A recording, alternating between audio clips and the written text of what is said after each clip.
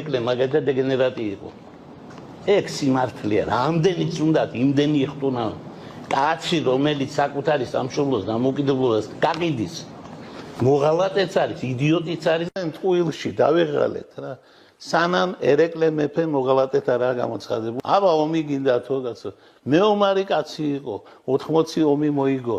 ხო და მე მეკითხებოდა ომი გინდა, მე არ გინდოდა ომი, არავის არ გვინდოდა ომი, მაგრამ რო ჩააბარა მთელი საქართველო, როცა მარტო კახეთს აკონტროლებდა, ვინ მისცა მაგის უფლება? მე პირველმა ვავთქვი, რომ დამოუკიდებლობა და თავისუფლება უფრო ძვირფასია, ვიდრე მეფე ერეკლეს ხსოვნა. ახლაც კიდევ გავიმეორებ, კიდევ 20 ჯერ გავიმეორებ.